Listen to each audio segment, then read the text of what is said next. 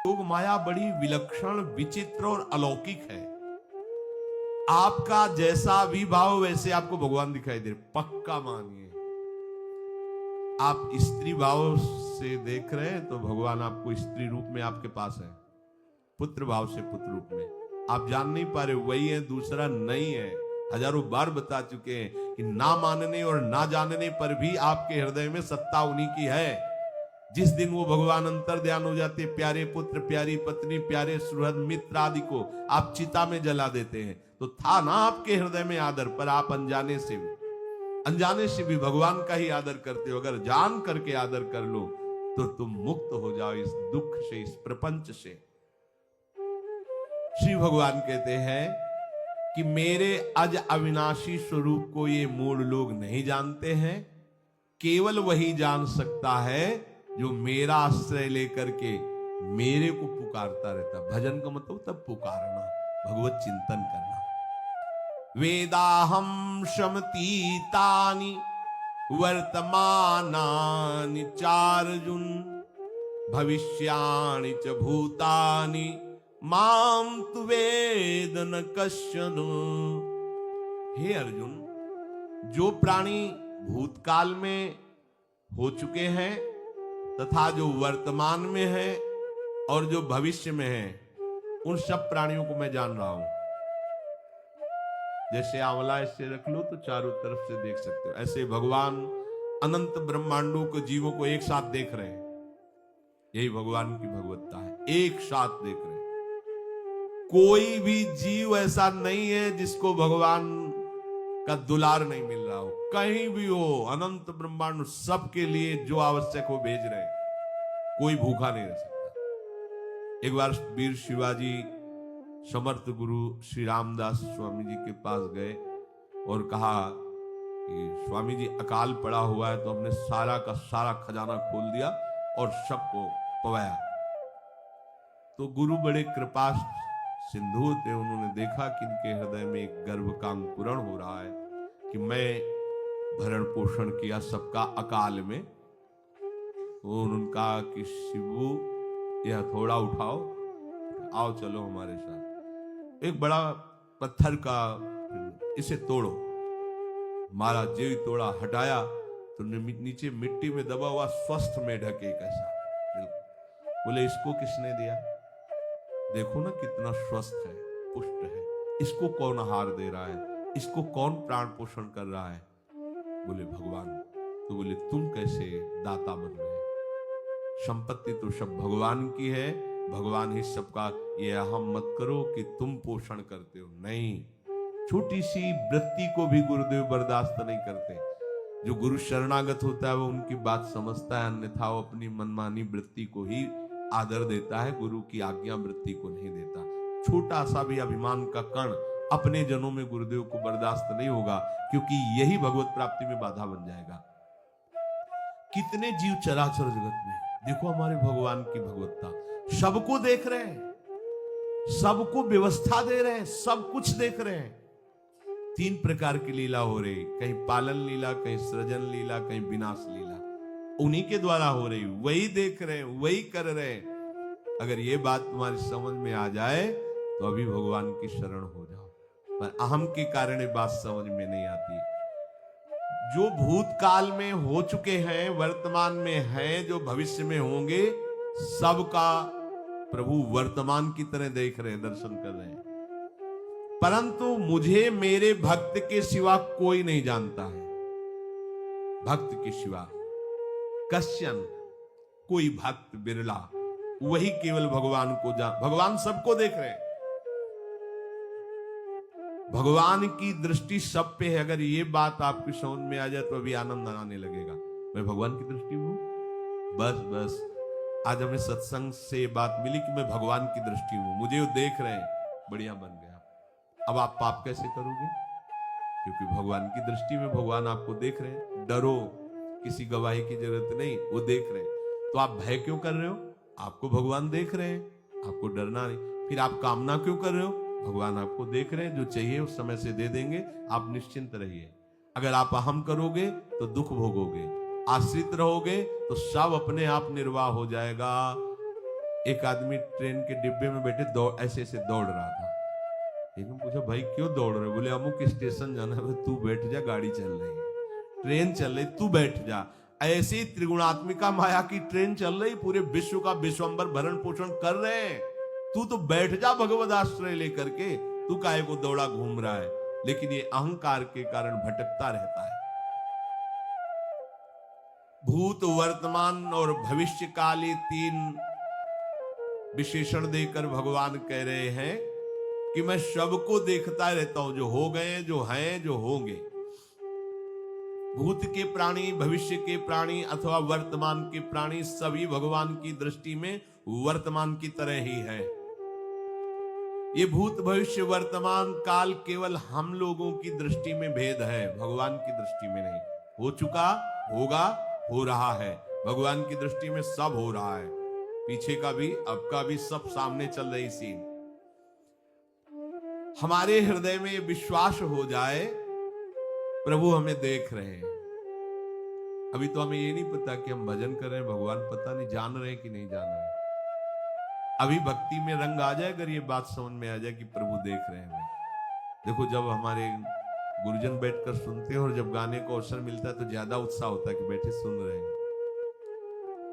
ऐसे ही अगर हम मान ले कि हमारे प्रभु सुन रहे हैं, हम जो भजन कर रहे हैं हमारे प्रभु देख रहे हैं, जो सेवा कर रहे हैं भगवान हमारे स्वीकार करें, प्रियालाल स्वीकार कर, अभी भक्ति का रंग आ जाए, ये बात हमारे हृदय में बैठ जाए कि मैं हर समय प्रभु की दृष्टि में हूं, हर समय मैं अपने आराध्य देव की दृष्टि में हूं, कितना आनंद आएगा। अंदर से सोचो जरा, हर समय वो हमें देख रहे हैं और वो कह रहे हैं मैं देख रहा हूं। पीछे जो तुम किए वो देख रहे हैं वर्तमान की तरह, अभी जो वो तुम देख रहे हैं, आगे जो करोगे वो भी देख रहे हैं। वो पहले से उनको सब पता है, तुम ऐसे ऐसे चलोगे, ऐसे ऐसे कार्य करोगे। भगवान की दृष्टि में सब कुछ वर्तमान ही रहता है। संपूर्ण प्राणी काल के अंतर्गत है और प्रभु श्री हरि कालातीत है। देश, काल, वस्तु, व्यक्ति, घटना, परिस्थिति ये बदलते रहते हैं, पर प्रभु श्री हरि वैसे के वैसे ही रहते हैं। काल के अंतर्गत प्राणियों का ज्ञान एक सीमित है। अब इस दीवार के पीछे कौन खड़ा है, क्या कर रहा है पता नहीं, पर भगवान की दृष्टि में नहीं। भगवान की दृष्टि में सुमेरु पर्वत पर क्या हो रहा है, जहां किसी की दृष्टि, वहां भी उनको। ब्रह्मलोक में ब्रह्मा क्या कर रहे हैं, बैठे बैठे सब। इसलिए कितने महान ईश्वर हैं। एक छोटी सी भी चींटी को दाना मिला कि नहीं, उनको चिंता है। देखो, आप छोटे से 2-4 लोगों का भार लेकर के चिंतित हो रहे हो, अनंत ब्रह्मांडों के अनंत जीवों का भरण पोषण प्रभु हमारे कर रहे हैं और निश्चिंत हैं। अचिंत शक्तियां भगवान की, तो आप भी तो उनके बच्चे हो ना। ये सब कहने का मतलब है आप भी तो उन्हीं के अंश हो ना। 2-4 की चिंता में इतने तुम बावरे हो रहे हो, डिप्रेशन में पहुंच रहे हो, 2-4 कामनाओं के पीछे इतने। अनंत ब्रह्मांड तुम्हारा जो अंशी है, अनंत ब्रह्मांडों के अनंत जीवों का अनंत काल से भरण पोषण करता चला आ रहा है। कहीं भी किसी के साथ कुछ भी गलत नहीं हो सकता। जैसे कहते कि क्या गलत हुआ, देखो ना अभी तो बच्चा था, ऐसा ऐसा हो गया, तो तुम्हारी दृष्टि में बच्चा है, पीछे तो बहुत पुराना है ना, जो कर्म करके आया उसका फल। कहीं भी गलत किसी के साथ नहीं होता, ध्यान रखना। जहां कुछ होता है, अभी हमने देखा मनो कि ये तो बहुत गंदा है, तो सीधे जा रहा था, ये आदमियों ने मिलकर इसे पीटा, अभी सीधा चल रहा, पीछा टेढ़ा चल के आया है, और जिनको पीटा है वही आके इसे पीट रहे हैं। अब हम वर्तमान को तो देख रहे हैं ना, पीछे की बात तो देख नहीं रहे ना, और भगवान पीछे की देख रहे हैं कि इसने पीछे बहुत ऐसा गलत किया, उसका हिसाब इसको मिल रहा है, इसलिए चुपचाप देखते रहते हैं। ध्यान रखना, इतना भी गलत नहीं हो सकता इस सृष्टि में। वो कैसे गलत नहीं हो रहा, अभी तो नवयुवक था, उसने कुछ ऐसा किया ही नहीं, अभी तो नई अवस्था थी, अभी तुम्हें दिखाई दे रहा है 15 वर्ष का है, लेकिन भगवान देख रहे हैं मेरा पुरातन अंश है, किस जन्म से क्या क्या करते चला आ रहा है। ये ज्ञान हो जाएगा तो किसी भी बात में आपको दुख नहीं पहुंचेगा, विक्षेप नहीं पहुंचेगा। नहीं, बड़े बड़े विक्षिप्त हो जाते। एक गौतमी नाम की महान तपस्विनी थी, महाभारत में कथा आती है, उसका एक ही पुत्र था और उसको सांप ने काट लिया। तो वहां की कुल भील उठा के लाए और कहा, देवी मां, ये देखो सांप ने तुम्हारे बेटे को काट लिया। उनका इतनी सामर्थ्य सांप की कैसे हो गई कि मेरे बेटे को काट लिया, और मेरे से भय नहीं माना। आकर्षण वृत्ति जीव ही की सांप सामने आ गया, तूने क्यों काटा, मैं तुम्हें भस्म कर दूंगी। तो आपने कहा पहले हमारी प्रार्थना सुन लो। मेरे सर पर मृत्यु ने आकर के अपना शासन जमा लिया और कटवा दिया, मेरा कोई दोष नहीं। मृत्यु का आकर्षण किया, महान तपस्विनी भगवान व्यास देव जी ने ये लीला कथा गाई है। मृत्यु का आकर्षण किया, साक्षात मृत्यु सामने आ गई, थर थर कांपने लगी। गौतमी जी ने कहा मैं अपने तपस्या के बल से तुम्हें भस्म कर दूंगी। हमारे ऐसे निष्पाप बालक को तुमने सांप के द्वारा प्रेरित करके कटवाया। बोले मेरे ऊपर काल का शासन है, काल ने मुझे प्रेरित किया, मैंने सांप को प्रेरित किया, मेरा कोई दोष नहीं, ये काल का शासन। काल का आवाहन किया, काल उपस्थित हुआ। काल ने कहा कि मेरा इसमें कोई दोष नहीं, इस बालक के पूर्व जन्म के कर्म के द्वारा मैं प्रेरित हूं। इस बालक के कर्म से प्रेरित होकर मैंने मृत्यु को प्रेरणा की, मृत्यु ने सांप को प्रेरणा की और इसने डस लिया। अब आप बताओ किसका दोष है? शांत हो गए, क्योंकि इस बालक के ही तो कौन काहू के सुख दुख कर दाता, निजकृत कर्म भोग सुन भ्राता। कोई किसी के सुख दुख का हेतु नहीं है, अपने कर्म ही है जो हमको दुख सुख देते हैं। और ये भगवान देख रहे हैं। कोई जैसे आपको अभी मनुष्य शरीर मिला, स्वतंत्रता है, अब आप जो पापाचरण चाहो छूट है कर सकते, या जो पुण्य कर्म चाहो कर सकते, या भजन करना चाहो कर सकते हो। ये स्वतंत्रता केवल मनुष्य शरीर को दी गई है। आपको जो पूर्व भोग मिल रहे हैं वो आपके पीछे के कर्मों के हैं। तो जो ज्ञानी जन होते, विवेकी जन होते, आए हुए प्रारब्ध को भोग लेते, नया कोई पाप नहीं करते, निरंतर भजन करते रहते, भगवान की कृपा से मुक्त हो जाते। अगर भगवान की शरण में नहीं होगे, भजन नहीं करोगे, तो आपके ऊपर बहुत से ऋण है, दुर्गति हो जाएगी। ऐसा नहीं है। आप यहां भी तो देखो ना, आपके मकान, आपका व्यापार, सब कुछ आपका कहा जाता है, लेकिन सब कुछ सरकार का है। हर चीज का टैक्स देना पड़ेगा तुम्हें। पानी का भी टैक्स देना पड़ेगा, मकान का भी टैक्स देना पड़ेगा, और तुम भी जो करोगे वो पैसा दो सरकार को। टैक्स तुम ऐसे फ्री थोड़ी जा नहीं होता, देना पड़ता है ना।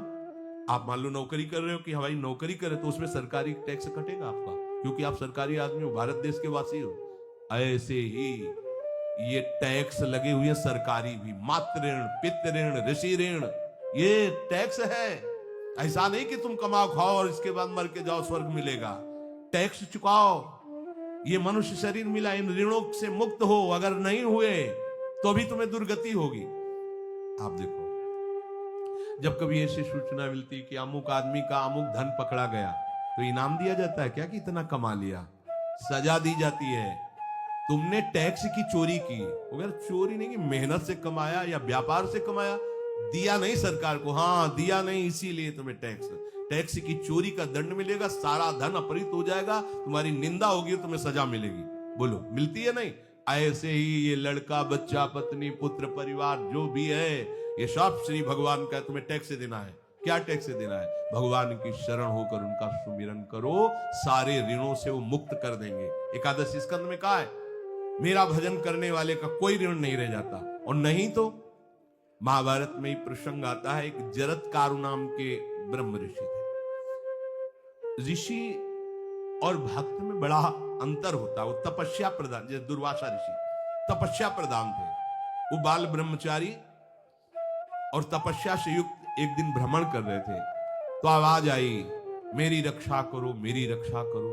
तो उस आवाज की तरफ बढ़े तो देखा कुएं में उल्टा लटके हुए हैं बहुत से ऋषि, और एक केवल तंतु है, एक केवल तंतु है जिसमें दो चूहे लगे हुए उसको भी काट रहे हैं, एक काला और एक श्वेत। तो उन्होंने देखा और दयालु हो गए कि ऋषियों, मैं तुम्हारी कैसे रक्षा कर सकता हूं? तो उन्होंने कहा कि ये जो दो चूहे हैं रात और दिन है, और जो हम लोग हैं ये तुम्हारे पितर हैं। ये चूहे तुम्हारी आयु को काट रहे हैं, एक तंतु हमारे कुल में केवल तुम ही हो, और तुमने तपस्या की ठान ली, ब्याह किया नहीं, गृहस्थ धर्म में गए नहीं, पुत्र हुआ नहीं, तो तपस्या में, भक्ति में एक दम है कि सब ऋणों से मुक्त कर देगी। ये बात ध्यान रखना, तपस्वी अलग है, भक्त अलग। इसलिए पीछे चर्चा आई थी कि तपस्वियों से भी अधिक, ज्ञानियों से भी अधिक, कर्मकांडियों से भी अधिक वो मेरा भक्त योगी होता है। तुमने तो ब्याह किया नहीं, तो अब ये तंतु रात दिन तुम्हारे जीवन को काट रहे, जहां तुम खत्म हुए हम सब नरक में गिर जाएंगे। पितरों ने कहा तुम पितर ऋण से युक्त हो, मुक्त तभी होगे जब ऐसा करो। वो दृश्य खत्म, अंतर ध्यान हो गया। वो बड़े दुखी हुए कि क्या करें। तो उन्होंने मन में निश्चय किया कि ब्याह तो करूंगा पितरों के उद्धार के लिए। इतने बड़े तपस्वी हैं जरत्कारु जी, बड़ी महिमा है, लेकिन बात यहां फंस गई। पितृ, उन्होंने मन में निश्चय किया कि कोई आके अपनी कन्या दे दे और उसका भी नाम जरत्कारु हो। मैं बिल्कुल भरण पोषण नहीं करूंगा और कभी हमसे कोई प्रश्न ना करे। ऐसी अगर कोई कन्या देगा तो मैं स्वीकार कर लूंगा। अब ऐसे ना नगर जाना है ना किसी से बात करनी, तो वृक्षों से कहते हैं अपने पितरों के उद्धार के लिए मैं चाहता हूं कि कोई पाणी ग्रहण संस्कार करा दे, कोई हमारे नाम की कन्या को दे दे, और ऐसा ऐसा व्रत है। ऐसा ही बोल रहे थे, वासुकी नाग उपस्थित हो गए और उनकी बहन का भी नाम जरत्कारु था।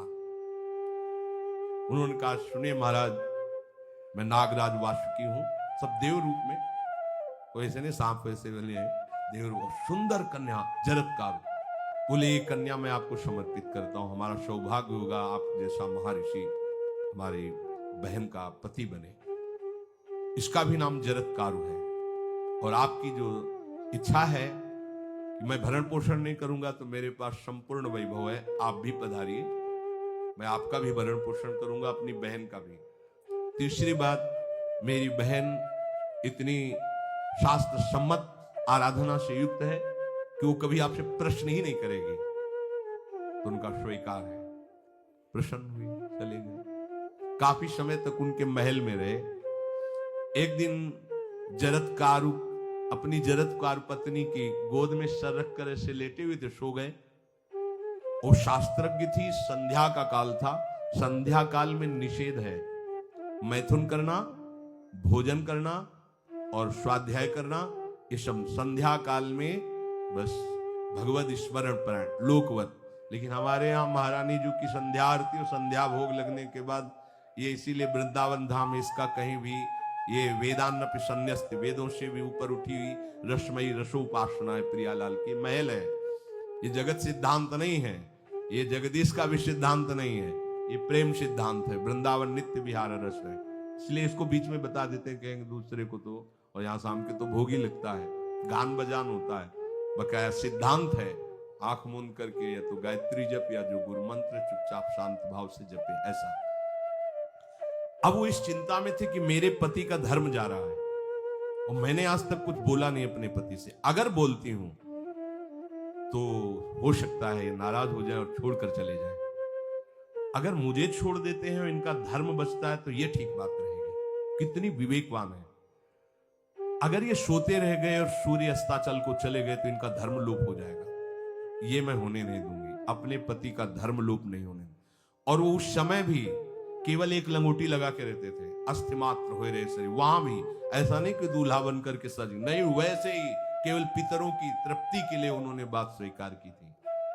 उन्होंने कहा महाराज उठिए, संध्या का समय है, शास्त्र निषेध करता है इस समय सोना नहीं चाहिए, नहीं आपके धर्म का लोप हो जाएगा।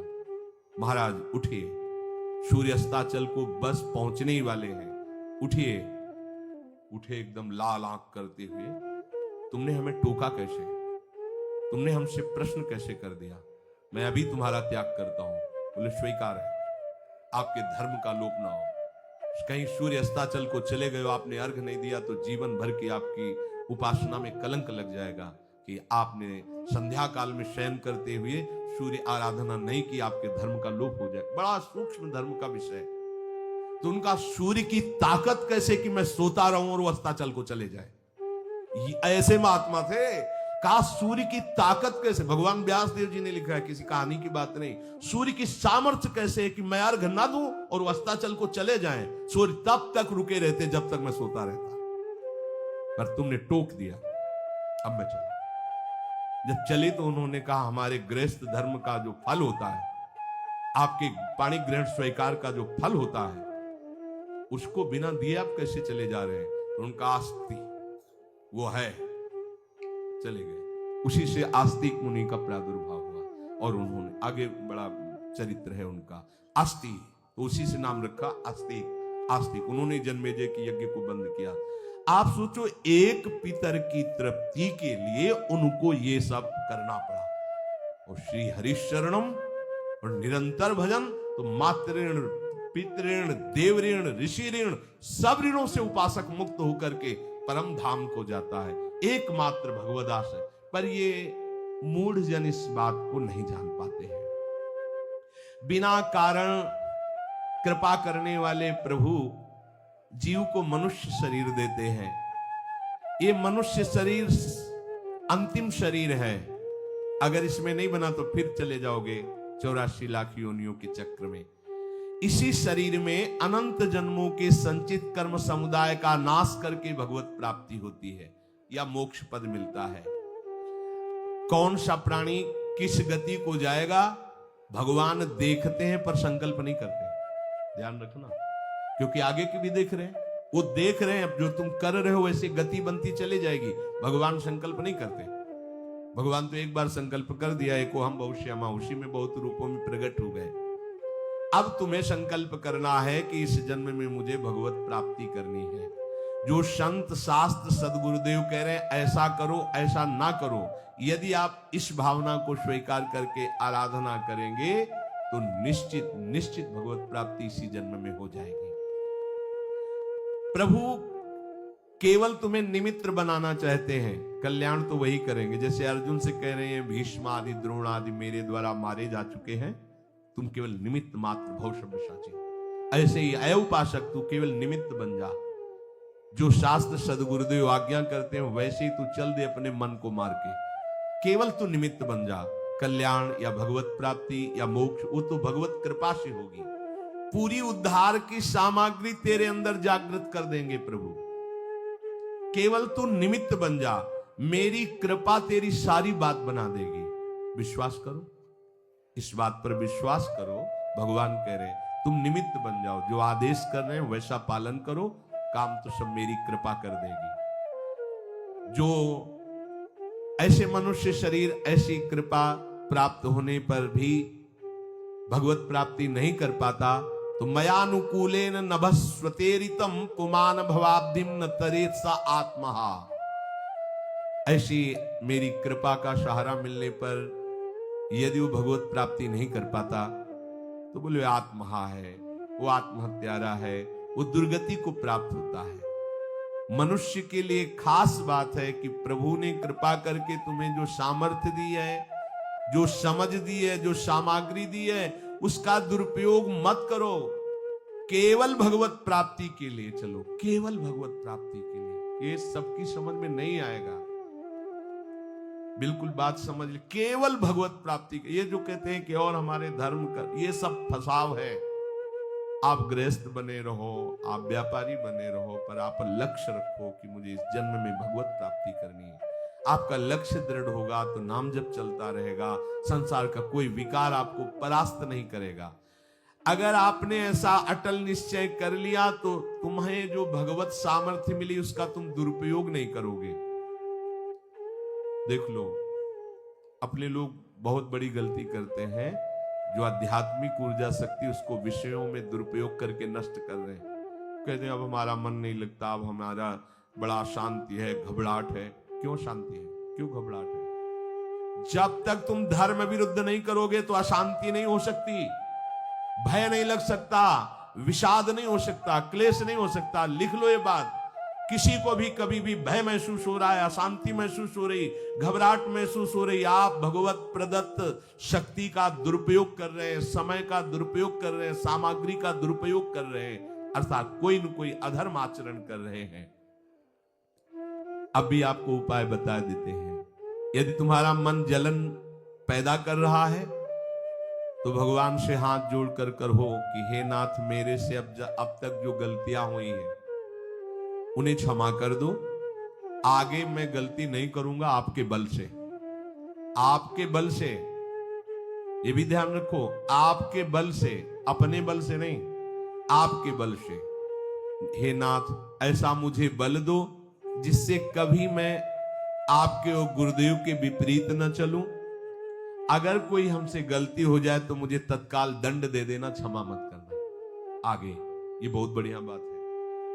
अगर हमको क्षमा कर दिया जाएगा तो हमारे मन को उत्साह बढ़ जाएगा फिर गलती करने का। अगर दंड दे दिया जाए तो मन डर जाएगा।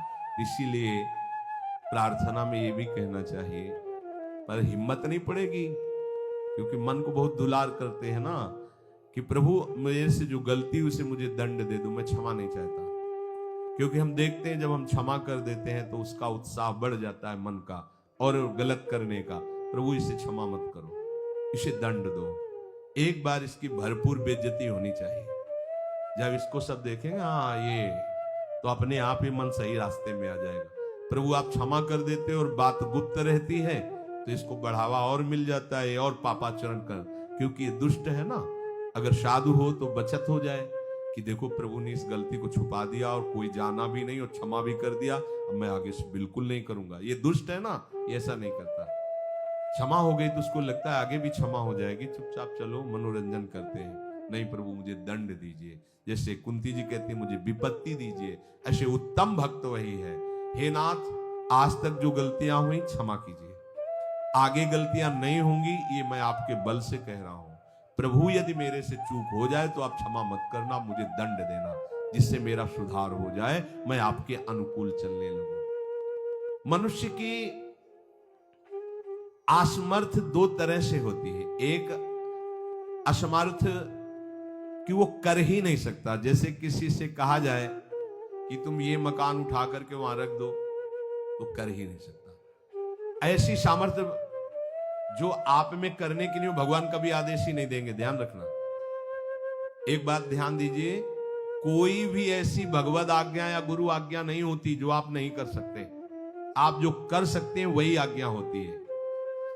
दूसरी असमर्थ ये होती है कि करना चाहता हूं, समय भी है, पर पता नहीं कोई अंदर से करने नहीं देता। भजन करना चाहता हूं, ब्रह्मचर्य से रहना चाहता हूं, और अनुकूल कृपा भी है, सत्संग मिल रहा है, धाम वास सब, पर कोई हमारे ऊपर सवार हो जाता है और हमसे ऐसा करवा लेता है। यह है प्रमाद, यह है मूढ़ता, यह साधक को नष्ट कर देती है। दो प्रकार की असमर्थता की बात हुई। एक ये कि भाई हम असमर्थ हैं, कहा गया कि इस मकान को वहां उठा के रख दो, नहीं रख सकते, तो ऐसा आदेश ही भगवान और गुरुदेव का होता नहीं होगा। अगर आदेश हो गया है तो आप उठा के देख लेना, आप उठा लोगे। अगर आपको ये ध्यान रहा कि गुरुदेव की आज्ञा है, हरि की आज्ञा है, हो जाएगा।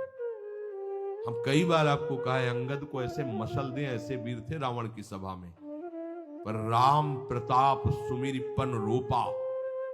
इस सभा में कोई बड़ा वीर हो, मेरा पैर उठा दे, राम जी सीता जी हार जाएंगे, वापस चले जाएंगे। ये बात थर्रा देने वाली बात है। घबरा आराध्य देव और माता जानकी दोनों को दांव में लगा दिया, उठा दे कोई पैर, पर उनको भरोसा था कि मैं राम के बल पे कह रहा हूं। राम बल आकर के विराजमान हो गया, कोई नहीं उठा पाया। आखिरी में रावण झुका, मेरे झुकने से, मेरे सामने झुकने से तेरी बात नहीं, तो जो बार बार जिनको मनुष्य कह रहा है उनके चरणों में जा, मैं उनका एक तुच्छ दास हूं।